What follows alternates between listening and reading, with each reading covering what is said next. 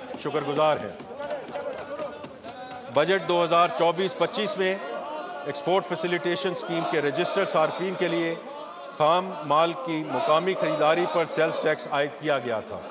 इस तब्दीली से कपास के मुकामी काश्तकारों और टेक्सटाइल मिलों, ख़ास तौर पर स्पिनिंग यूनिट्स को शदीद मुश्किलात का सामना करना पड़ा, क्योंकि दरामदी धागा सेल्स टैक्स से मुस्तस्ना रहा। कपास के मुकामी काश्तकारों और टेक्सटाइल मिलों को बराबरी की सतह पर लाने के लिए दरामदी कॉटन जान पर एक्सपोर्ट फैसिलिटेशन स्कीम में सेल्स टैक्स आयद करने का फ़ैसला किया गया है। जनाब स्पीकर, हम सेल्स टैक्स में चोरी को रोकने के लिए सख्त इक़दामात मुतारफ़ करा रहे हैं। गैर रजिस्टर्ड कारोबारों के ख़िलाफ़ सख्त सज़ाओं को मज़ीद बढ़ाने की तजवीज़ है।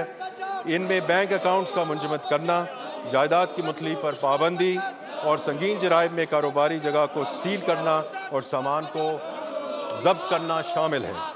इन तमाम इक़दामात से कबल इस बात को यकीनी बनाया जाएगा कि मुतल्लिका कानूनी तकाज़े पूरे किए जाएँ, जिनमें पब्लिक नोटिस, मुतल्लिका निगरान कमेटी जिसमें मुतल्लिका तिजारती चेम्बर का नुमाइंदा भी शामिल होगा के सामने समाअत का मौका और 30 दिन के अंदर अपील का हक शामिल होगा।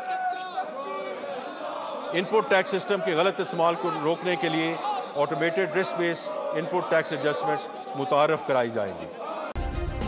सब्सक्राइब करें और बेल दबाएं ताकि कोई खबर रह न जाए।